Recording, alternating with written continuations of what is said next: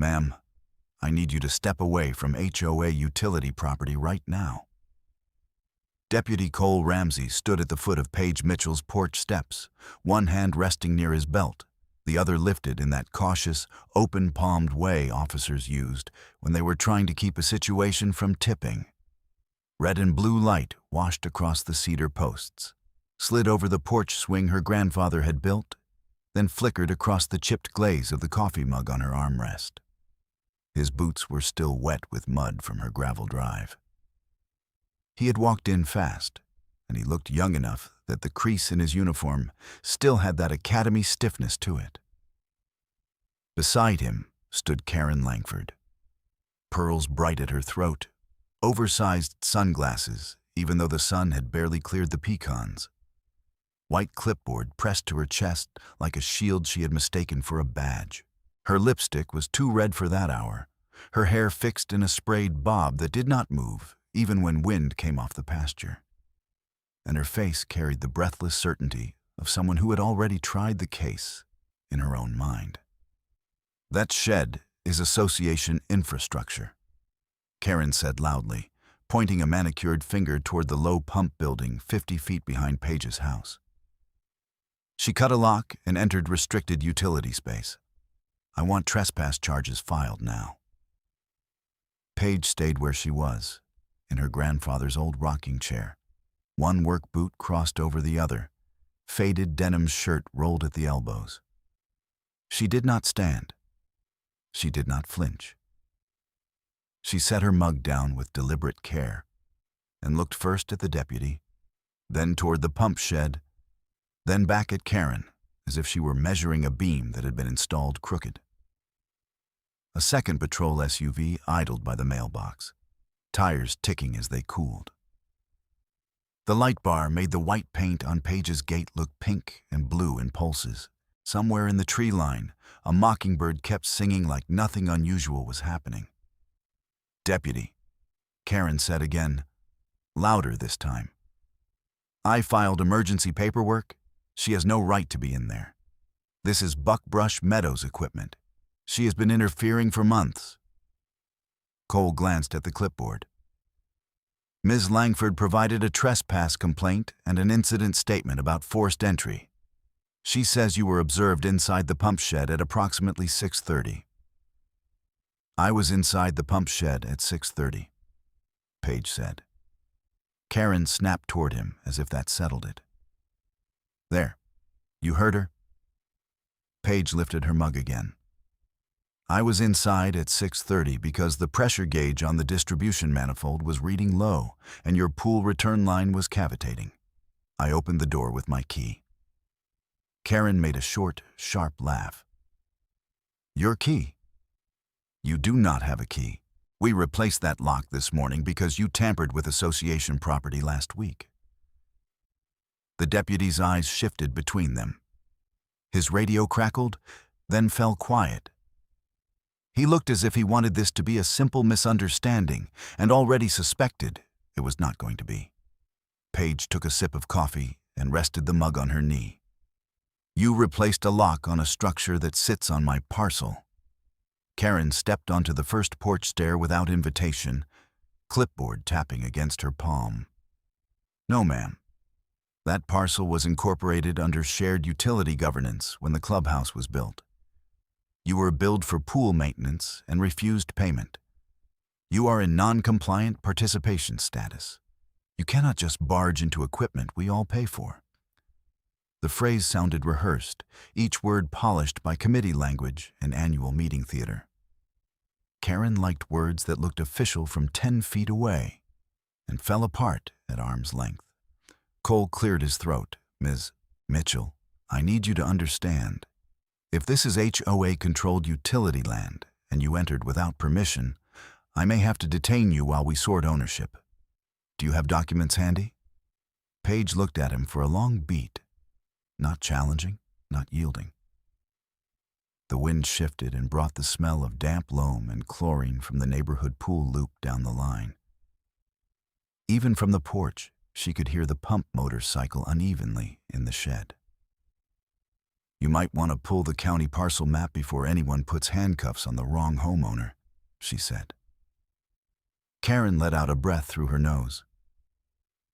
This is what she does, Deputy. Deflects, delays, sends little certified letters like she's a law firm. We have an active lien notice in process, and she keeps obstructing maintenance. She has refused every invoice. Because she never owed one, Paige said, still calm. Not one. Karen turned to the second deputy, now walking up the drive. Officer, please note that she has admitted entry and refuses to vacate. I want that in your report. The second deputy, older, square-shouldered, took in the scene with one slow glance. Porch, coffee, clipboard, locked shed in the distance. He did not speak yet. Cole looked back up at Paige. For now, I need you to stay seated and keep your hands visible. Paige gave a small nod and held her mug with both hands as if this were just another morning, and she had all the time in the county. She watched Karen pace at the base of the steps in white loafers that were collecting red mud, watched her point toward the shed, the meter riser, the trench line, as though gestures could redraw recorded boundaries. Karen was not afraid. Not one bit. What she was convinced, and conviction without curiosity had gotten her this far. I told you this would happen, Karen said, voice climbing. You can't take water and refuse obligations. You can't cherry-pick community resources. We have rules. Paige's expression did not move. You do have rules. Karen blinked behind her sunglasses, thrown off by agreement where she expected argument. Then act like it. Another sip of coffee.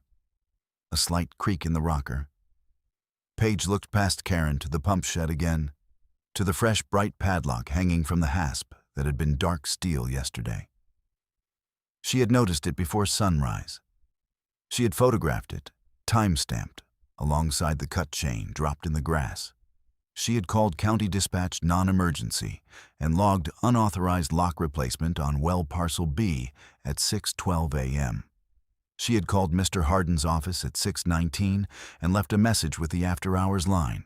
She had printed one document and placed it in a waterproof folder she now kept by the door. Cole shifted his stance. Ms. Mitchell, can you explain why there's a new lock if you have authorized access? I can, she said. I can also explain why your complainant's statement says HOA Utility Parcel 4 when there is no Utility Parcel 4 on file with this county. Karen's head snapped around. That is not true. Paige did not look at her. Deputy, run the legal description from her complaint against section maps.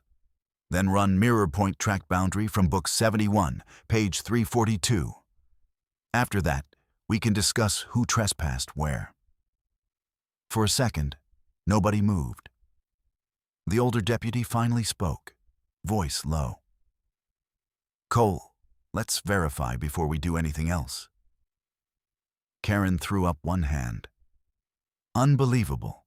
She is manipulating this with technical jargon. Paige gave a faint, almost tired smile. 18 years designing rural water systems had taught her that people distrusted pipes they never saw and trusted authority they never checked. Water obeyed gravity, pressure, and math. Paperwork was supposed to work the same way, but only if someone read it all the way to the last clause. Cole keyed his radio and requested parcel verification through dispatch. While they waited, Karen kept talking. She listed unpaid invoices, rule numbers, hearing notices, contractor delays, community losses. Every sentence made her sound more certain and less accurate. The strange part was not her anger. The strange part was how often she said, "our pump house," because the pool behind the clubhouse had been running on Paige's well line for 5 years, and Karen had never once asked who licensed it. Paige rocked once, then stilled. Her fingers rested easy on warm ceramic. She could feel the morning sun pushing through the pecans and the old ache in her shoulder where grief liked to settle when days got loud. She had buried too many people she loved to be rattled by one woman with a clipboard. Noise had never scared her. Paper trails did. Dispatch came back in clipped syllables, asking for confirmation on tracked identifiers. Cole repeated numbers twice. The older deputy pulled out a notepad and wrote down everyone. Karen tried to interrupt, but he held up a hand without looking at her. "Ma'am," he said, "let us do this in order." Paige nodded once, patient as stone. She did not fill silence to make other people comfortable. She let it sit there until facts caught up. Then she set the mug down on the armrest and stood for the first time, slow and steady, not as a challenge, but as a woman who had decided the waiting part was over. The porch boards gave one familiar groan under her weight. She stepped to the screen door, reached inside, and brought out a slim waterproof folder with a county recording stamp visible through clear plastic. Karen stared at it like it was a trick. Cole looked relieved to see something concrete at last. "What is that, ma'am?" Paige held his gaze. "The agreement your complainant has been billing against." She flipped it open to a tabbed page, thumb resting on a highlighted paragraph. And the morning seemed to narrow around that sheet of paper, around the flash of patrol lights on pearl earrings, around the fresh lock glinting in wet grass by the shed. She offered the folder forward with a calm hand and said, "You might want to read Clause 9 before anybody says trespass one more time." And what happened next would shake this whole community to its roots. Cole took the folder with both hands, careful like he was receiving evidence at a crash scene, and the older deputy stepped in close enough to read over his shoulder. Karen leaned forward from the bottom stair, sunglasses low on her nose now, lipstick mouth already opening to object before she knew what was on the page. Paige did not reach for her mug again. She let the morning hold still around them. Pump motor humming off key behind the house, patrol lights painting the porch posts in alternating color. Cole's finger moved down the highlighted paragraph once, then back up, then down again. His jaw shifted. The older deputy asked, quiet and flat, "Clause 9 is interference, void service, and triggers damages?" Cole answered without looking up. "That's what it says." Karen gave a short laugh that sounded brittle. "Anyone can highlight paper." Paige's voice stayed level. "County stamp is upper right. Book and page are listed on the first sheet. You can verify it." The older deputy turned to Cole. "Radio records. Confirm filing now." If you had been standing there, you would have seen the exact moment the heat left Karen's confidence and moved into her temper. She straightened her clipboard like a shield and started talking faster, listing bylaws, meeting minutes, board votes, all of it loud and all of it built on one assumption she had never tested.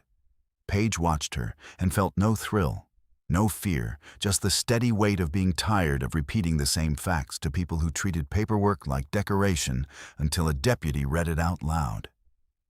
She had not been waiting for a dramatic finish. She had been waiting for someone official to finally read the whole page. Now hold up a second, because that porch scene only made sense if you understood what sat underneath it. And it was bigger than one lock and one complaint. What happened in Buckbrush Meadows that morning did not begin with Karen's clipboard. It began decades earlier with fence posts set by hand, survey pins her grandfather protected like family relics, and one tract of land that never entered the subdivision, no matter how many glossy maps said otherwise. Karen thought she was enforcing neighborhood order. She was stepping onto a system Paige's family had maintained before Buckbrush Meadows had a name. Before its first cul-de-sac was poured, before anybody hung that laminated HOA badge on a golf cart. Paige Mitchell was 46 that year, a civil engineer by trade and by temperament, the kind of engineer who trusted what could be measured and verified and traced back to source documents. She had spent 18 years designing and rehabilitating rural water systems across 3 counties in eastern Oklahoma. From school well upgrades to cattle co-op booster stations to old lines in towns with fewer people than stop signs. She knew what pump cavitation sounded like from 30 yards away. She could estimate pressure loss by ear when a return line started to chatter. She could read a legal description as easily as most folks read a grocery list. None of that made her flashy. It made her hard to bully. By the time she was 32, county managers called her when they had a system nobody else could make pencil out. She had a reputation for plain answers and complete drawings, no pretty renderings, no sales language, just numbers that held up after the first freeze and the first drought. Her truck carried survey flags, pipe tape, and a thermos that never stayed hot long enough. She worked in steel-toe boots more than office shoes. She liked it that way. Out on rights-of-way and creek crossings, people either knew their line or they did not, and there was relief in that clarity. Mirror Point sat at the edge of her working life and the center of her real one. 7.2 acres of mixed pasture and pecan shade with a cedar house facing east and a well house set back near the service lane. The tract had its own recording history and its own legal spine. It had never been platted into buckbrush meadows, never annexed into HOA governance, never signed into shared assessments. And that last part mattered more than any argument Karen ever made at a board table. 3 facts anchored everything. The same acreage her grandfather bought before the subdivision existed. The same boundary pins he taught her to find after rain. The same deed chain recorded clean through probate and transfer without interruption. When she was 12, and the highway took both her parents in one bad night, her grandfather, Amos Mitchell, became the one fixed point in a world that had lost its map. He did not give speeches about resilience. He handed her gloves, a post driver, and a spool of wire, and told her they were fixing the north fence before weather came in. He taught her land in practical language. Here is your corner marker. Here is where runoff cuts after hard rain. Here is where people will try to round off a boundary because it's convenient. He showed her that memory alone was not enough, and pride alone was not protection. You wrote things down. You recorded things. You kept copies in dry places. The porch she sat on that morning had been framed by Amos and finished over 2 long weekends when she was still in high school. He let her set joists even when she was slow at it. He corrected her level line twice and never raised his voice. The swing hooks were overbuilt because he distrusted hardware store shortcuts. The rocker she used with deputies in her driveway had belonged to him first, then to no one for a few quiet years, then to her when she moved back to Mirror Point full-time after Eli got sick. Every board had a story attached to it, and every story sat inside a legal description people like Karen treated as optional reading. Eli Mitchell understood that from the start. He had been a school maintenance supervisor with good hands and better patience, and he never once talked about selling the property to cash out. When the subdivision started crawling closer, he replaced storm-damaged fascia, helped reroute gray water drainage behind the pecans, and labeled breaker panels so cleanly even visiting electricians complimented him. They built a life that was modest on paper and rich in routines. Coffee at first light, evening walks to the back fence, pecan harvest in late fall, quiet Sundays with no company unless invited. When pancreatic cancer came fast and unfair, the house became less a place than a container for all the pieces she could not afford to lose. 3 years before the porch confrontation, Eli was gone, and the quiet changed shape. It was still quiet, but heavier in the corners. Paige stayed because leaving felt like handing over the last physical map of who she had been with the people who made her. She kept working. She kept records. She restored the old well house doors, reconditioned the meter riser, and repainted the boundary stakes Amos had set. She did not do these things for nostalgia theater. She did them because systems fail when maintenance becomes optional, and families lose land when memory replaces documentation. If Karen had ever come to the porch without an agenda, Paige might have told her all that in 15 calm minutes and a cup of coffee. Karen never came that way. She arrived in the polished language of authority borrowed from bylaws and forwarded emails, and by the second month of her presidency, she treated non-HOA parcels like clerical errors waiting to be corrected. Paige saw that pattern early. It did not make her angry at first. It made her meticulous. Every invoice got a certified response. Every phone call got a dated note. Every conversation by the gate got summarized in writing before sunset. She did not do this because she wanted a fight. She did it because she knew where performative certainty usually led, to one reckless step too far. Then a fast retreat when the record got read in full. And there was one more layer Karen never bothered to check. The layer that turned the whole mess from petty to ironic. Buckbrush Meadows pool water did not arrive by hope, and it did not move through those lines because an HOA vote said so. It moved because of a utility license tied to Mirror Point's well output, drafted years earlier with narrow terms, signed with explicit limits, and recorded where any serious person could find it in under 10 minutes. The neighborhood amenity Karen weaponized against Paige depended daily on Paige's parcel, Paige's operator status, and Paige's compliance protocols. Karen sent pool maintenance bills to the one homeowner contractually barred from pool access, and then called deputies when that homeowner inspected the equipment that kept everybody else swimming. That morning on the porch, with Cole still on his radio and the older deputy requesting confirmation from county records, Paige knew the argument was no longer about volume. It was about sequence. First, verify filing. Second, match legal descriptions. Third, apply the clause Karen had ignored. She did not need to win a shouting contest. She needed the right people to read in the right order. Her whole professional life had trained her for exactly that kind of day. Karen kept talking at the steps, claiming community ownership and shared utility governance, tapping her clipboard hard enough that her nails clicked through the patrol radio noise. Cole held up a hand for quiet while dispatch pulled the book and page. The older deputy asked Paige one clear question. "Miss Mitchell, are you asserting sole operational control of well parcel B under recorded covenant?" Paige answered, "Yes, sir.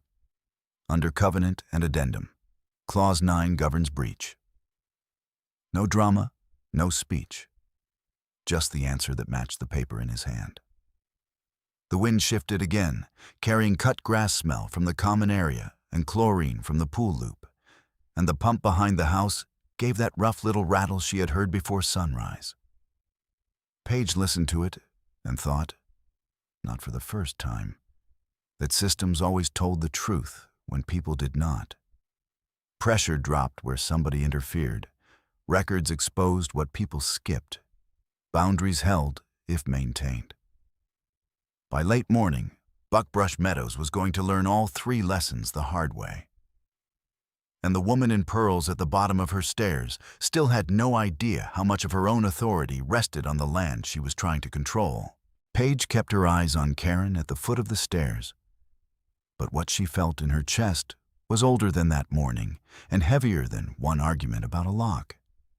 The clipboard, the raised voice, the rehearsed language about community compliance all landed on the same nerve, the one tied to memory and ground and names carved into wood. She had seen people mistake paperwork for power before. She had never seen one of them understand, in the moment, what it meant to treat somebody's family place like an administrative oversight. The older deputy was still speaking into his shoulder mic, asking dispatch to verify recording data. When Paige's attention drifted for a heartbeat to the porch swing chain and the notch in the railing where Amos had once tested a framing square and left a shallow mark he never bothered sanding out. She could still hear him in that patient gravel voice. Not sentimental, just exact. Measure twice. Set once. Write it down. File it where rain can't get it. When she was 13 and trying to act tougher than she felt, he had walked her to the back corner marker after a storm and made her find the pin under washed silt with a hand trowel. Then stand there while he explained legal descriptions like they were scripture. Folks won't steal your land in one day, he told her. They'll do it an inch at a time while you're tired. She had been tired the year she turned 12. A stunned kind of tired that had nothing to do with sleep. The highway patrol chaplain's shoes had left damp prints on Amos's kitchen linoleum the night her parents didn't make it home. And she remembered the ticking clock over the stove more clearly than the words anybody said. Amos did not ask her to be brave. He just put her mother's casserole dish in her hands, told her to carry it to the sink, and kept giving her tasks one after another until dawn. For months after that, he measured her grief in practical units.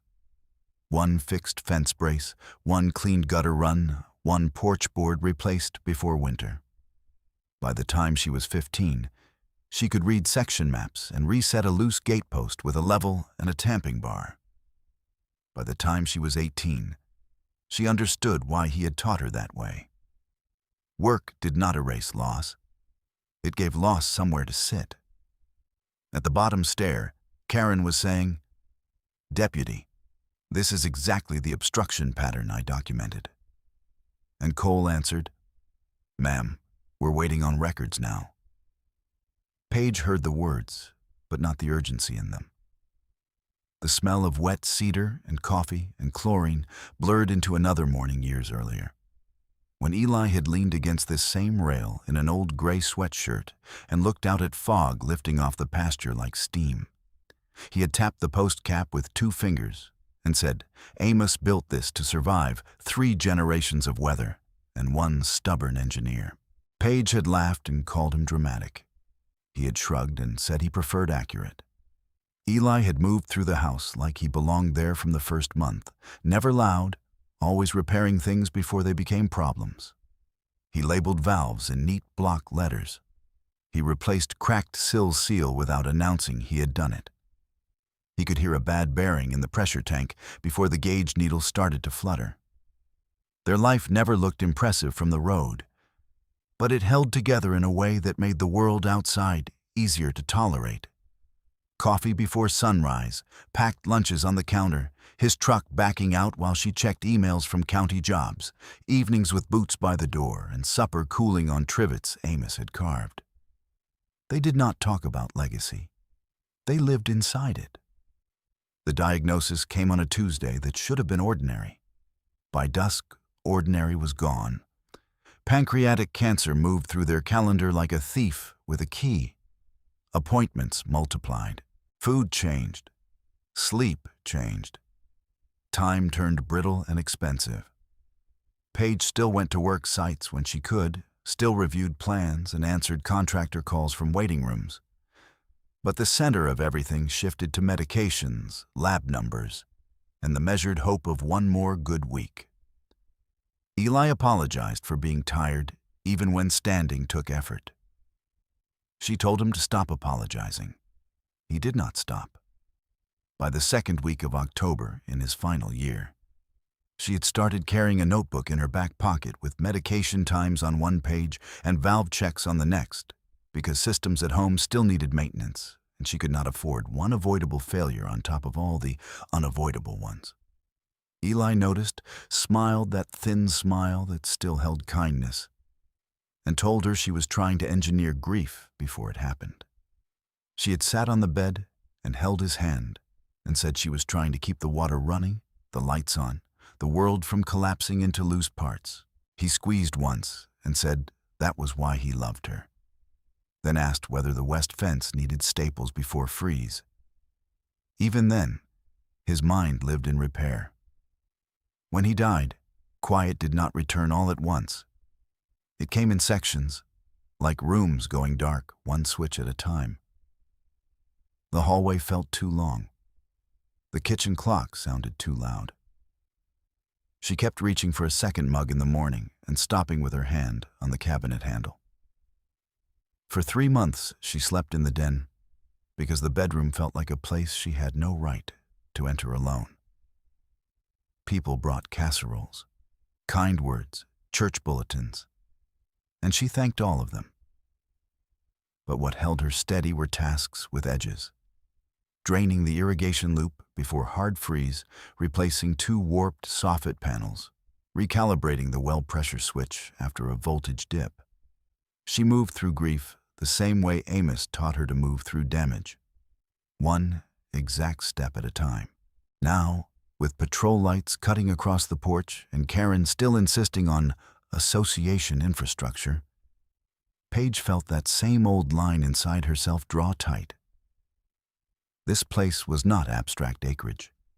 It was her grandfather's handwriting in the deed margin, Eli's labels on conduit, her mother's casserole dish still chipped at the same corner, her father's tackle box under the mudroom bench where Amos had set it after the funeral and never moved it.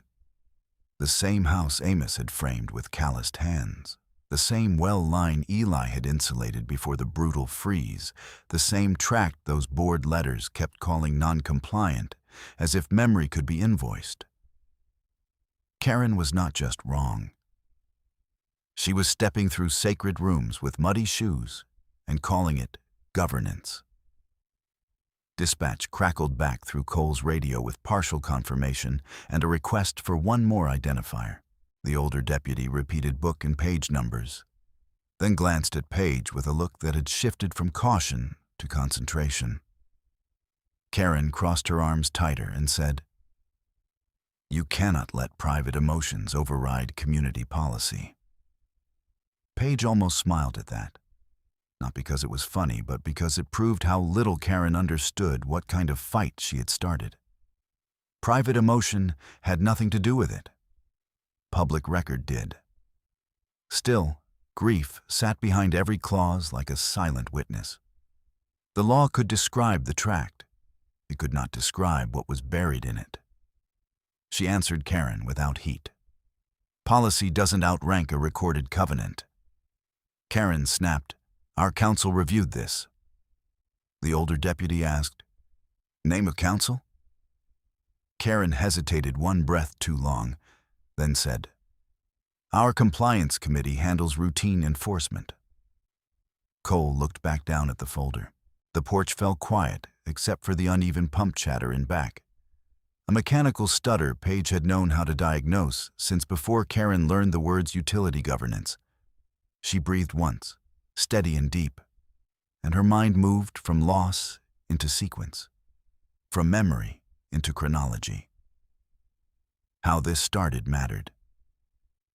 Not because she owed anyone an explanation for owning her own land, but because the first step had looked so reasonable that even she, cautious by habit, had wanted to believe cooperation would hold. 5 years earlier, Buckbrush Meadows had been survey stakes and orange netting where scrub pasture used to run down toward the county road. The first developer she met had arrived in a dust-coated pickup with rolled plans and a polite tone, introduced himself by full name, and asked whether construction trucks could use the outer edge of her service lane for 60 days while their temporary access cured. He offered written indemnity, road-base replacement, and dust control at their cost.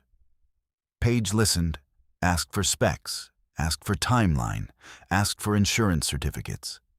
He came back with all 3 and a revised route that avoided her pecan roots. It was professional. She signed a temporary access license with clear end dates and watched crews keep to the marked path. For a while, the relationship stayed practical. A grader operator waved when he passed. A site superintendent knocked before entering near her boundary flags. They coordinated trench crossings so her domestic line never lost pressure. At the end of the access term, the developer's crew re-graveled the lane exactly as promised, compacted in lifts, no shortcuts. Paige noticed because she always noticed. Then came the clubhouse phase, and with it, a new request. The subdivision's planned pool needed reliable makeup water and backwash replenishment, and their drilling results on the community lot had come back weak. One afternoon, Mr. Harden drove out from town in his old sedan, suspenders visible when he stepped from the car, legal pad under his arm.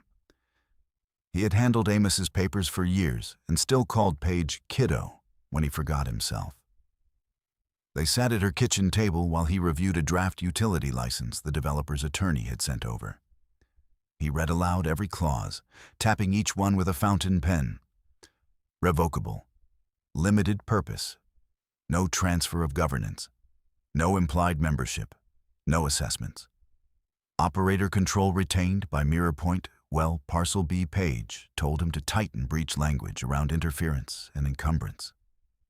Mr. Harden scratched out 2 lines, rewrote 3, then looked up through bifocals and said, "If they ever pretend this gives them authority over your tract." This sentence ends that argument in one hearing. She watched him add the clause that later sat highlighted in Cole's hand. Any HOA attempt to assess, encumber, restrict operator access, or interfere with equipment immediately voided water service license privileges and triggered daily liquidated damages plus attorney fees. Clean, narrow, enforceable. The developer signed. Page signed. It was recorded with county stamp and cross-referenced to both parcels. A metered branch was installed to the clubhouse loop, with check valves and isolation points, exactly where her drawing specified. She retained sole keys to the well house and pump controls, while HOA contractors got scheduled access windows when needed, supervised or logged. For the first 2 years, it worked. Residents swam. Pool pumps ran. Page got monthly usage reports and prompt payment at the agreed utility rate. No one sent her amenity bills. No one pretended she was in the HOA. She thought, maybe naively, that clear paper and professional habits would be enough. By late summer of year 3, the original developer sold the final lots and stepped back. Board elections got louder. Meeting agendas got crowded with rules about mailbox paint, lawn edging, parking duration. Page stayed out of it. She waved to neighbors, kept her fences mended, and answered only the questions that touched the utility line. Then Karen Langford won the presidency on a platform of uniform participation standards, and the tone shifted before the letterhead did. Karen's first visit arrived at 8:07 on a Monday morning. Golf cart tires crackling over Page's gravel, laminated HOA badge clipped to the front basket like a sheriff's star from a school play. Pearls, wide brim hat, white clipboard, lipstick bright enough to leave a mark on the coffee cup she didn't finish. She smiled in that thin civic way and said she was doing courtesy outreach to legacy parcels. Page invited her to the porch, but not inside. Karen remained standing and explained that Buckbrush Meadows was consolidating amenity expenses for transparency, and Mirror Point would now receive monthly pool maintenance allocations. Page asked one question. Under what document? Karen tapped the clipboard. Community governance update adopted at board level. Page said, "My tract is non-HOA and grandfathered. Utility license excludes assessments." Karen replied, still smiling, "That may have been the old understanding." Page walked inside, retrieved a copy of the recorded covenant, and handed it over. Karen glanced at the first page, did not read clause language, handed it back, and said, "I'll have compliance review." She drove away convinced she had settled something. 2 weeks later, the first invoice appeared in Page's gatebox, stamped Courtesy Pool Maintenance Share. Page responded by certified mail the same day, attaching the covenant and addendum, highlighting the same sections Cole now studied on her porch. She kept the green return card when it came back, signed by HOA office staff. A second invoice followed, then a late notice. Each time, Page replied with the same calm packet and no editorial. contract language, recording reference, statement of non-membership, statement of no amenity access rights, statement of continued utility service under existing metered terms. She did not threaten, she documented. On the evening that first, final reminder notice came, she stood by Eli's old workbench in the well house and listened to the pump settle into smooth cycle after she bled a minor air pocket from the line. Through the open door, she could see the clubhouse roofline beyond the trees and hear faint splashes from a swim lesson. Kids laughing, coaches blowing whistles. Normal neighborhood sounds carried by water drawn through her system under a license Karen kept trying to rewrite by invoice. Paige wiped her hands on a rag, closed the panel, and locked the door with the same key she had always used. The arrangement had started in good faith. She had honored every part of it. Watching the first cracks spread, she understood the betrayal would not arrive as one dramatic act. It would come as repeated refusals to read what had already been agreed. Repeated refusals did not look dramatic at first. They looked like white envelopes, identical font, and Karen Langford's name printed in the return corner with the same confidence she wore to the porch. 3 days after that first final reminder, Karen rolled up again in her golf cart at 8:14 a.m., the laminated HOA badge swinging from the front basket, her pearls bright against a mint blouse, oversized sunglasses hiding her eyes, even in shade. She carried the white clipboard under one arm and a second packet in her hand. Paige met her at the gate instead of the steps. She kept one hand on the latch and one on her coffee mug. Karen didn't waste time on greetings. "I'm here to collect your signed participation acknowledgement. Board voted Monday. Everyone contributes to pool operations." Paige nodded toward the packet.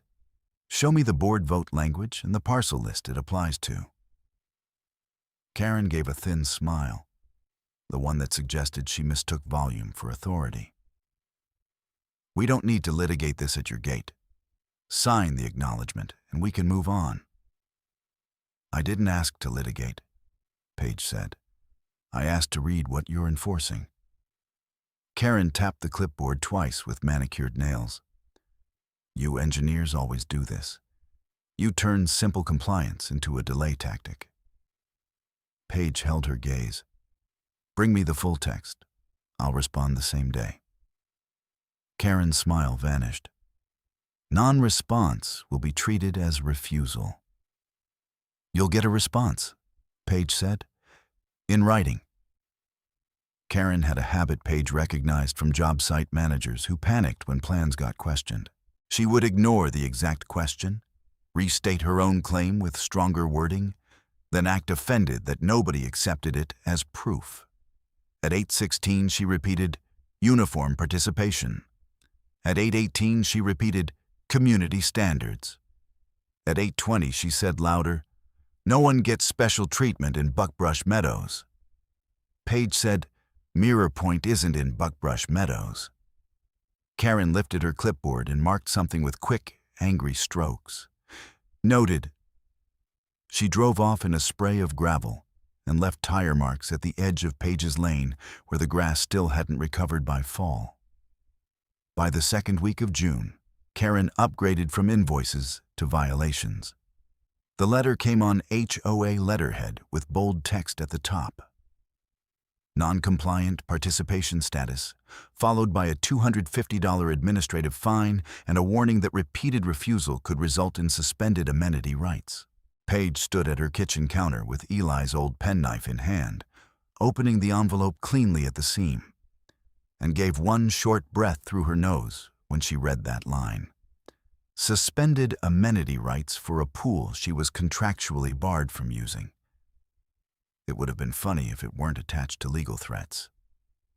She answered by certified mail before lunch. She attached the same recorded covenant, the same operations addendum, the same highlighted language on assessments and governance. At the bottom of her response, she added one sentence she had not needed before. This letter serves as notice that repeated improper assessments may constitute contractual interference under Clause 9. She kept a copy in a binder she labeled HOA Correspondence and slid the green receipt card into a plastic sleeve when it came back signed 3 days later. Karen showed up in person 2 mornings after that, this time with a woman from the HOA Compliance Committee named Denise Holt, who looked uncomfortable before she even stepped off the cart. Denise held a yellow folder to her chest and kept glancing between Karen and Paige like she had hoped this visit might stay polite. Karen did the talking. "Denise is here as witness. We are posting formal notice of hearing." Paige looked at the form. "Address is wrong." Karen frowned. "No, it isn't." Paige handed it back and pointed. "You sent this to 17 Mirror Point Lane. There is no Mirror Point Lane in county records. My mailing address is County Route 14, Box 1182. Same one you signed for on certified mail." Denise looked down, then at Karen. "Karen, she's right. This isn't the same address as the return cards." Karen's cheeks colored under her makeup. Technicality. "Due process," Paige said. Karen ignored that and reached for the gatepost with a thumbtack and a laminated notice packet. Paige stepped forward once, calm and measured. "Do not attach anything to my gate without permission." Karen held the packet up. "This is official HOA communication." Paige held her phone up and took a clear photo of the packet. Karen's hand, Denise standing beside the golf cart, and the timestamp in the corner of the screen. "Now it's evidence," she said. Denise let out a quiet breath that sounded like relief when Karen lowered her arm. That afternoon, Denise emailed Paige from her personal address. 2 sentences only. "I was present this morning. I observed you request no posting on your gate. I observed no threats from you." Paige printed it, dated it, and filed it behind the photo. The next escalation came wrapped in legal language Karen did not understand. By June 28th, Paige received a pre-line warning with a balance due of $1,875, listing pool cleaning, deck resurfacing reserve, and enforcement recovery. The amount itself didn't unsettle her. What unsettled her was the paragraph that claimed HOA authority to encumber her parcel for unpaid community obligations. She read it twice, then called Mr. Hardin's office. His assistant said he was in court but could review documents by evening. At 5:42 p.m., Mr. Hardin called back in his scratchy, unhurried voice. "Kiddo, send me every page, front and back, plus envelope images. Don't argue by phone with anyone over there. Keep it written." "Already doing that," Paige said. "I know you are," he replied. "And save your dispatch logs if they start calling this in as nuisance activity. People who can't win on paper often try noise." Paige scanned everything, transmitted copies, and then drove to the pump shed before dark to run her routine checks. The pressure on the pool branch had dipped 3 pounds since last week. Not dangerous yet, but enough to tell her somebody had opened and closed a downstream valve without logging it. She wrote the reading in her field notebook and took a photo of the gauge. 3 days passed before Karen sent the contractor warning. It wasn't mailed. It was zip-tied to Paige's front gate sometime before sunrise. Yellow plastic board with black block letters. "Do not tamper with HOA pump equipment. Unauthorized entry will be prosecuted." It had the HOA logo in one corner and Karen's signature in blue marker across the bottom. Paige stood in dew-wet grass, reading it while cicadas started up in the trees. Then she stepped back far enough to include the entire gate, the property marker post, and the yellow sign in one frame. She took 6 photos from different angles. She cut the zip ties with snips from her truck, placed the sign in a contractor bag, labeled it with date and time, and set it on the bench in the mudroom next to the growing correspondence binder. At 9:03 a.m., Karen called her directly. "You removed posted notice," Karen said without preamble. "You posted unauthorized material on private property," Paige answered. "That sign concerns community safety." "Then posted on community property." Karen's voice sharpened. "You are obstructing maintenance." Paige looked at the notebook open on her counter. "Maintenance request logs show no scheduled contractor window this week. You don't get to approve HOA maintenance." "I do get to control access to well parcel B equipment," Paige said. "Recorded in the covenant you keep citing but don't read." Karen ended the call without another word. By mid-July, the weather turned hard and bright, heat bouncing off the clubhouse roof in waves by noon, and Buckbrush Meadows pool stayed crowded. Families came with coolers and folding chairs. Kids ran in wet footprints from deck to snack bar. Every splash in that water depended on output from Paige's well line. Metered under a license Karen treated like a nuisance footnote. Paige would hear laughter drift through the pecans while she sorted threat letters at her kitchen table, and the irony sat there with her, like an extra person in the room. On July 19th, Karen arrived at the pump shed with a pool contractor in a white van and attempted an unscheduled access entry. Paige saw the van through her back window, set her mug down, and walked the service path before they reached the door. Karen stood in front of the hasp, sunglasses on, clipboard tucked under one arm, keys in her hand that did not fit the lock. "This is emergency maintenance," Karen announced. "Stand aside." Paige looked at the contractor, a middle-aged man with a company logo shirt and a wrench pouch. "Did you receive a work order approved through operator access protocol?" He hesitated. "I got a dispatch from HOA office." "Did you receive a signed access window?" He looked at Karen. "No, ma'am." Karen snapped. "She can't block this." Paige pointed to the camera mounted under the shed eave, then to the parcel marker staked 2 feet from Karen's shoe. "This is recorded private parcel utility equipment. No scheduled window, no entry." Karen stepped closer, voice rising. "You don't own this infrastructure." Paige answered in the same tone she used with inspectors who skipped drawings. "I own the parcel. I operate the system. You may submit a request in writing." The contractor shifted his weight, then took one step back. "Ms. Langford, I'm not getting between a private access dispute and county records. I'll wait for revised authorization." Karen turned on him. "You're under contract with us." He gave a small shrug. "My contract doesn't cover trespass." He got back in the van and left.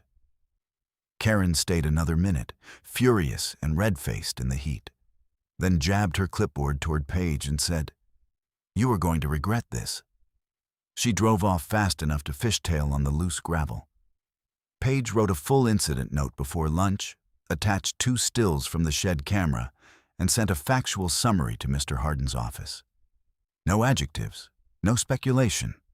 Time, date, parties present, statements made. The welfare-style complaint came 8 days later, just after sunset, when dragonflies hovered low over the ditch and the first porch light had clicked on. A deputy from evening shift knocked and asked whether everything was all right because HOA had reported possible vandalism at shared pump equipment and concern about erratic behavior by adjacent homeowner. He looked embarrassed even saying it. Paige invited him to the gate, showed him the intact lock, opened the maintenance log, and handed him copies of prior certified correspondence. She kept her tone neutral and thanked him for checking the welfare call. He looked through the papers, nodded once, and said, "Mom, I don't see any damage here." Karen had followed in her cart and was waiting by the road, engine idling. When the deputy walked back toward her, she started speaking before he reached her. He raised a hand and said something Paige couldn't hear from that distance. But Karen's posture told the story anyway. Stiff shoulders, chin high, offended that procedure had not bent to her urgency. 2 days later, Paige requested a call log extract from dispatch through proper records request channels.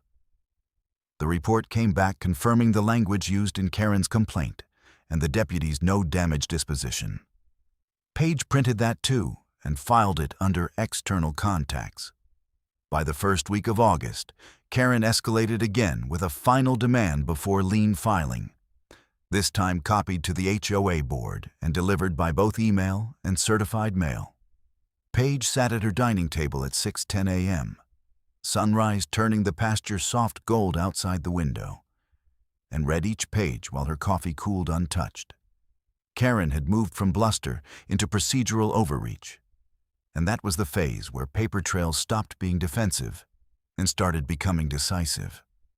She drafted one more response, precise and restrained. She denied the debt, reiterated non-membership, attached the covenant and addendum, and provided formal notice that continued interference with well Parcel B operations could trigger immediate suspension of water service license privileges under Clause 9, plus liquidated damages and fees. She copied Mr. Harden. She copied the HOA's general inbox. She copied the board secretary by name so nobody could claim they had not seen it. Before sealing the envelope, she added a final line. Any future unauthorized lock changes, gate postings, access attempts, or false reports will be documented and submitted to county authorities and civil counsel without further notice.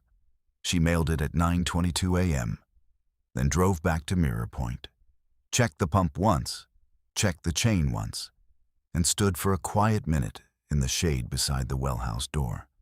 The metal was warm under her palm. Water moved steady through the line toward Buckbrush Meadows, toward the pool deck, toward people who would never know how close their board president was bringing the whole system to a legal stop. Paige did know, and she had stopped waiting for Karen to become curious.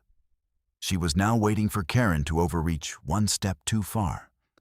Cole kept Paige's folder open across his forearm while the older deputy angled in beside him, both men reading Clause 9 again as porch boards creaked under shifting weight, and Karen Langford kept trying to talk across the paper. The older deputy did not look up when he spoke. "Ma'am, hold your comments until dispatch finishes verification." Karen gave a short laugh that sounded more like a choke. "Verification of what?" "We already explained this. Board vote controls shared infrastructure." Paige stayed near the rocker with her hands visible, voice level. Dispatch already gave partial confirmation. He asked for one additional identifier. "It's on the recording stamp in the cross-reference tab." Cole nodded once, eyes still on the page. "Book 71, page 342, plus the addendum instrument number." "I've got it." He keyed his shoulder mic and repeated the filing data carefully, including grantor, grantee, tracked cross-reference, and the legal description suffix that dispatch had requested. Static answered first. Then silence. Then a clipped voice. "Stand by." Karen stepped toward the bottom stair, clipboard tight against her ribs.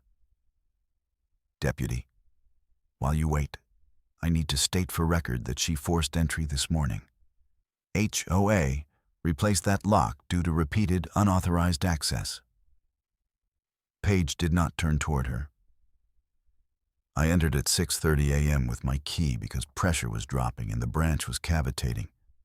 I logged low pressure risk before contact.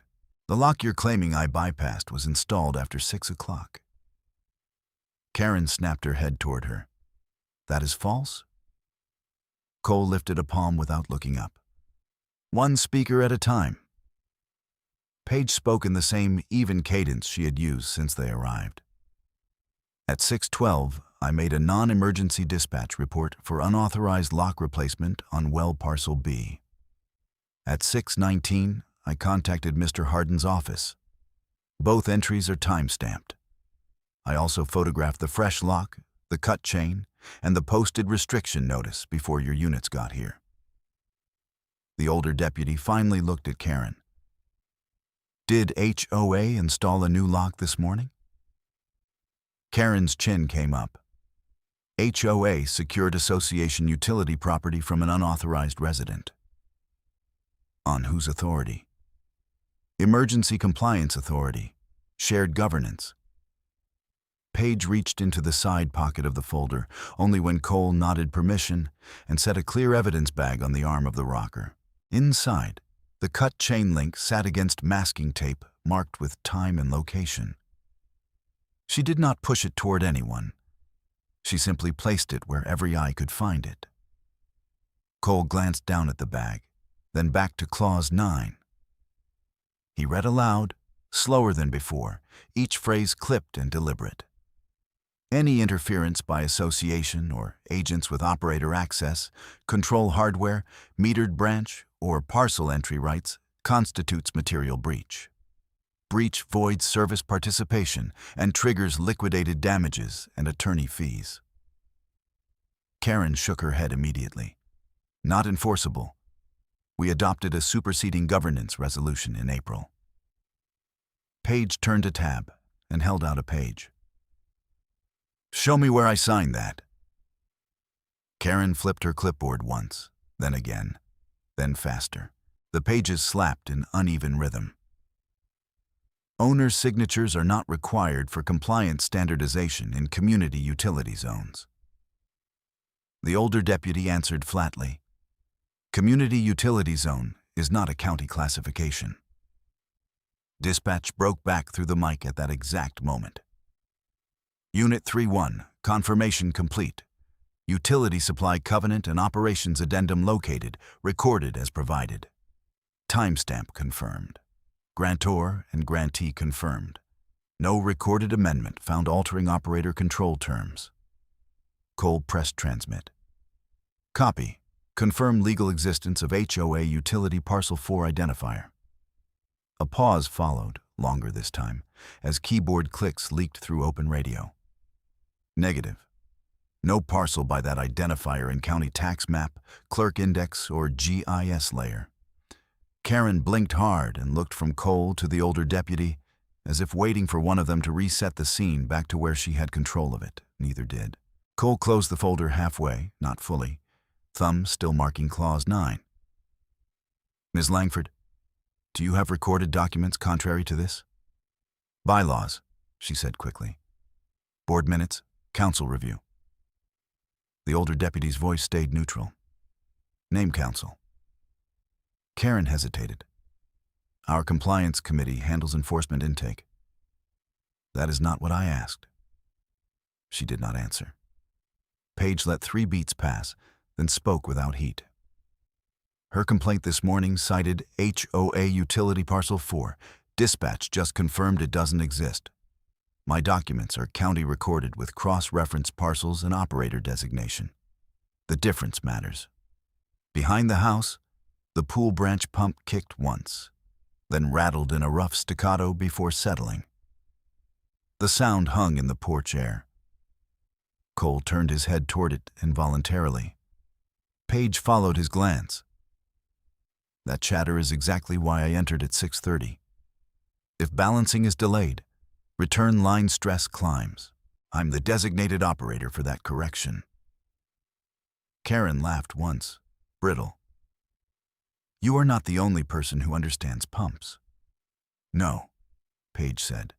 Just the only one named in the recorded covenant with key control and branch authority. Cole reopened the folder and scanned the addendum line by line. The older deputy watched his finger track the highlighted sentence Mr. Harden had tightened before execution. The breach and encumbrance interference language that made Karen's whole strategy unstable the moment it met county record. Karen tried again, louder. She has been refusing obligations for months. Courtesy invoice, late notice, final reminder. She ignored all of it. Paige corrected her gently. I answered by certified mail each time with copy of recording stamp, covenant, addendum, and Clause 9 warning. She owes pool maintenance. I cannot access pool amenities under the same documents you were sent repeatedly. Metered water use is separately billed and paid monthly at commercial rate. Karen pointed at Paige as if pinning blame physically in place. She is exploiting the community and threatening essential services. Cole looked up now, direct. No one here has said anything about threatening service. What we have is a trespass-style complaint against a person currently supported by recorded operator rights. The older deputy added, and a reported lock change on private parcel pending documentation. Karen took one step up toward the porch. The older deputy shifted subtly, not aggressive, just enough to make the boundary clear. Stay where you are, ma'am. Paige sat down in the rocker at last, folder across her lap, evidence bag beside her mug. She did not smile. She did not feel silence. She watched Cole Key dispatch again for supervisor notification and incident supplement. Need report addendum, Cole said into the mic. Potential false complaint exposure and unlawful interference with private utility operations. Also request notation, complainant unable to provide parcel record or outside counsel identity when asked. Karen flinched as if the sentence had weight. The older deputy turned to Paige. You asserting sole operational control of well parcel B right now? Yes, Paige said. Under recorded covenant, addendum, and Clause 9. Same position in every certified response. Any immediate action needed from law enforcement beyond scene stability? Document first. Photos, witness notation, report numbers. Then I restore access. He gave a small nod. Reasonable. Karen started again, a faster stream now. Policy, compliance, community safety, board authority, emergency posture. Phrases that had worked in meetings because no one there could counter with book and page. On the porch, with radio traffic and stamped recordings, the words thinned each time they hit. Cole listened for a moment, then interrupted cleanly. Ms. Langford, if you have recorded contrary authority, produce it. If not, stop directing access changes on this tract. We had a contractor en route for system checks. Paige answered before Cole could. Contractor access requires operator authorization on this parcel. That has been in writing. Karen's mouth tightened. You are obstructing maintenance. I'm enforcing recorded boundaries? The pool branch rattled again, shorter this time. The older deputy looked toward the sound and then back to Karen. You hear that? If she's the designated operator, hindering access is not helping your maintenance claim. Karen stabbed a finger toward the shed line beyond the porch. That lock was changed to protect shared assets. Paige lifted the evidence bag slightly. By cutting my chain and installing HOA hardware at approximately 6:05. Locksmith identified on video. License number logged. Cole asked, Name? Caleb Dorn. Oklahoma license 44821. He related by radio for supplemental notation, then looked at Karen. Did you instruct locksmith to remove existing lock? I instructed emergency protection of infrastructure. Same question, yes or no? Karen exhaled through her nose. Yes. No one spoke for a few seconds after that. Cole wrote in his pad, tore the top page, checked the number, and read it back to both parties for accuracy. Then he requested scene photographs. Shed door, lock hardware, posted notice, chain remnant, parcel marker, and porch evidence bag with timestamp label visible. The older deputy took the photos in methodical sequence and verbally tagged each file number as he captured it. Paige supplied only what was asked. Incident number from her 612 non-emergency call, time of her 619 call to Mr. Harden's office, and the instrument references already in the folder. She did not add adjectives. She did not narrate motives. She gave facts, times, documents. Karen tried one more pivot. Even if this recording exists, HOA can still enforce participation through amenity framework and compliance fines. Paige looked at her directly for the first time in several minutes. You can argue that in writing to counsel. On this porch today, you cannot convert a non-existent parcel into enforcement authority. The older deputy returned from the shed line and spoke to Cole quietly, then louder for record. Posted notice reads, Access restricted. HOA utility control. Fresh tape, fresh marker. Lock appears newly installed. Chain section on ground corresponds to bagged link. Cole checked the time and keyed his mic again to log the observation. Karen's shoulders dropped a fraction, then lifted back into practiced posture. Deputy, this is outrageous. You're taking her side. No, ma'am, Cole said. We're taking the county record side. He handed Paige's folder back with both hands, the way people return something that now carries procedural gravity. Ms. Mitchell, you are not being detained. Maintain status quo while reports finalize. Do not alter physical evidence until scene release. Paige inclined her head. Understood. He turned to Karen. Ms. Langford, remain clear of the shed and gate area. No additional postings, lock changes, or access directives on this track today. Disputes go through civil channel. Karen's lips pressed into a line so thin it almost disappeared. You're making a mistake. The older deputy answered before Cole did. If recorded documents change, bring them. Until then, this is the line. Radios clicked. A supervisor acknowledged the supplement request. Dispatch repeated the key confirmations one final time into the log. Covenant recorded. Addendum recorded. Operator control unchanged. Parcel identifier claimed by complainant not found.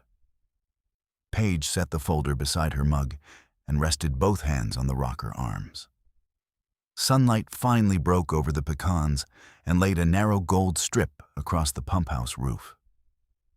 The red and blue wash from the patrol lights cut through it in alternating bands. Official color over ordinary morning. Karen stood at the foot of the steps with her clipboard, still and bright and furious. But for the first time since the call, she had no language that could outrun stamped paper and recorded radio. Cole finished his notes and read both parties the next procedural steps. Case number issuance, supplement availability, records request channel, and advisement to preserve all written communications. Paige confirmed each point. Karen said nothing. Behind the house, the branch pump gave one last metallic chatter and fell quiet. Paige watched the deputies continue documentation with calm she had built over months of certified envelopes, tabbed binders, and carefully dated logs. She did not gloat. She did not soften. She listened to official voices reading the same lines she had been mailing for months. And she understood with the steadiness of someone who had already done the hard part, that the paper trail was now moving on its own rails. When the older deputy finally said, "Scene is released," Paige stood, carried the evidence bag and the yellow contractor notice to the porch table, and asked Cole to witness transfer before she touched the shed door. Cole filled out a property receipt on his hood, reading each item back in a careful monotone. One cut chain link segment, one posted warning sign removed from private gate, 6 printed photographs with timestamps, 1 USB copy request pending for camera footage. Paige signed where he pointed, and he tore off her copy. Karen watched from the drive with her clipboard pressed flat against her chest, saying nothing now, while the older deputy photographed the fresh HOA lock one last time and tagged it for removal. Paige keyed open the well house with the original cylinder she had kept, stepped inside, and set the beam light on the manifold. The source of the morning chatter showed itself in 10 seconds. The pool branch balancing valve had been left half-cranked, and the return union was vibrating against a loose strap. She called it out loud for the report, and the older deputy wrote it down exactly. Mechanical condition consistent with unauthorized adjustment, he said, then asked if she wanted to restore flow. Paige looked at the Clause 9 tab in her folder, then at Cole. I want lawful sequence. I'm placing the pool loop in temporary suspension pending breach cure notice through counsel. Cole nodded. Documented. She called Mr. Harden from the porch while the patrol unit still idled at her gate. His scratchy voice came over speaker in 2 rings. You got your verification? Paige gave him the case number, dispatch confirmation, and the locksmith name. He was quiet for half a breath, then said, Do not overreach. Keep domestic service untouched. Suspend only the licensed amenity branch under the breach clause, and file cure conditions by noon. Paige said, Already isolated in my head. Mr. Harden replied, Good. Bring every physical item to my office by 10:30. We'll make the paper trail walk on its own legs. By 10:41 a.m., Paige sat across from him in his paneled office, while a paralegal scanned each item in sequence. The chain link went into an evidence envelope. The yellow sign was photographed front and back and logged as Exhibit C. Denise Holt's short email was printed with full headers and marked as corroboration of gate posting and non-threat conduct. Dispatch's no damage welfare call disposition got clipped behind Karen's complaint language.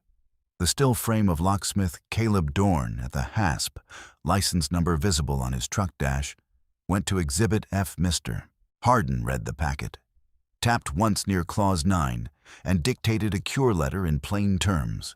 Remove all assessments, withdraw encumbrance efforts, provide written retraction, confirm no further interference, reimburse costs, and accept metered service contract terms if the board wanted the pool water back. 72 hours to cure, he said. After that, damages continue daily.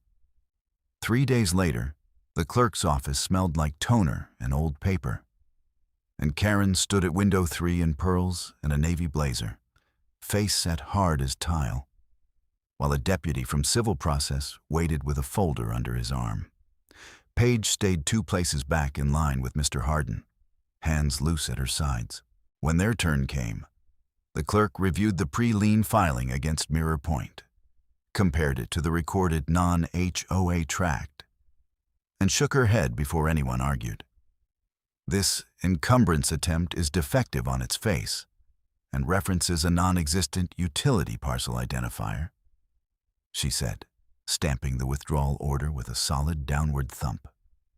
Karen opened her mouth, then shut it when the deputy handed her the sheriff's incident supplement requiring her statement on the false trespass complaint. She took it without meeting Paige's eyes.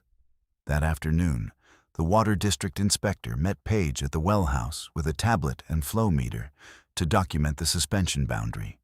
She left domestic household supply untouched, left fire reserve untouched, and closed only the licensed pool branch valve in front of him, quarter turn, tagged and sealed. The inspector read the tag aloud as he photographed it. Temporary suspension under recorded covenant breach. Well Parcel B Operator Authority. By 4:20, the clubhouse manager called, voice tight but polite, saying pool circulation had dropped and residents were asking questions. Paige gave the same answer she had mailed for months. Your board has cure terms in writing. Restore compliance and service resumes. No speeches, no taunts, just terms. At the emergency HOA board session that evening, held in the clubhouse multipurpose room that now smelled faintly of still water and bleach, Denise finally gave the sentence she had swallowed for weeks.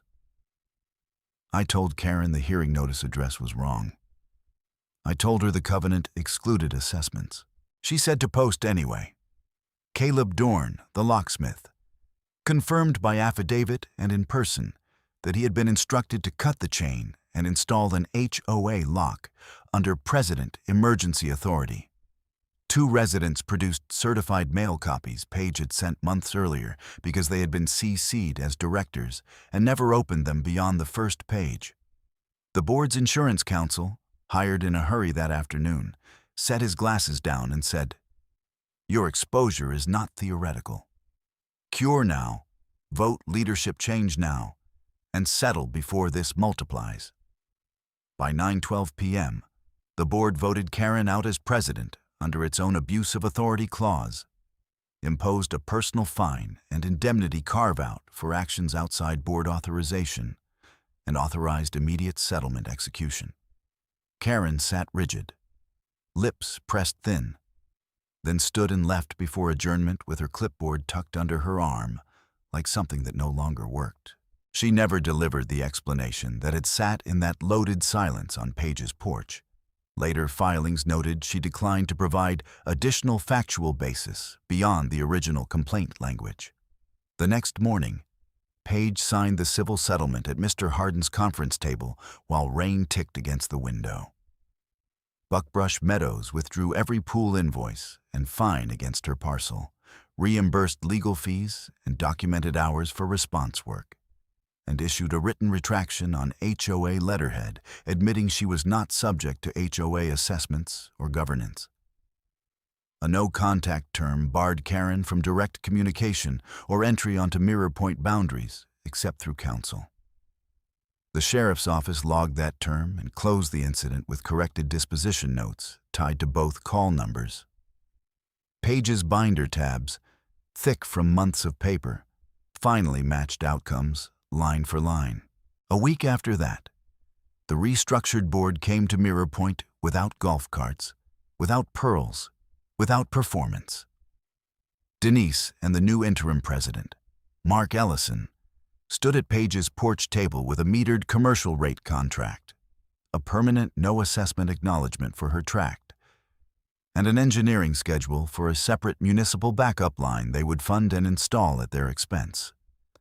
Page read every page, changed one indemnity sentence, and initialed the correction. Mark signed. Denise signed as secretary. Mr. Hardin notarized on site, pressing his seal into the paper with the same calm pressure he used for every instrument that mattered. Page reopened the pool branch after the signatures cleared, and the flow meter spun steady without chatter. By the second week of October, trench crews laid the new municipal backup along the clubhouse edge exactly on the staked alignment Page had marked, and she inspected from her fence line with arms folded while children biked past and no one stopped at her gate with envelopes. The odd details that had once carried threat now sat resolved in records. Utility Parcel 4 was formally noted as never existing. The wrong address hearing notice was voided in board minutes. The yellow warning sign was listed as unauthorized posting and returned to HOA Council for retention. The chain link was released from evidence after imaging and entered into civil exhibits, and the locksmith footage remained archived with the sheriff's supplement in case anyone tried to retell the morning another way. At dusk on the day the final acknowledgement was recorded, Page carried her old mug to the rocker and sat where she had sat when patrol lights painted her porch. The pump house behind her ran smooth, low, and even. No metallic rattle. No hurried tires on gravel. The pecans clicked softly in a light wind, and the sky over Mirror Point went from warm copper to deep blue by slow degrees. She unfolded Karen's signed retraction once, read the plain sentence admitting wrongful assessment and interference, then set it in the completed file box beside Eli's labeled flashlight and Amos's survey notes. She did not feel victorious in the theatrical way Karen had always performed authority. She felt settled. The same house her grandfather had framed, the same well line she and Eli had maintained, the same acreage that had carried grief without surrender, was quiet again. Not because she had dominated anyone, but because she had held the line long enough for facts to do their work. She took one sip of cooling coffee, listened to water move where it was supposed to move, and watched evening settle over Mirror Point with no more notices on her gate.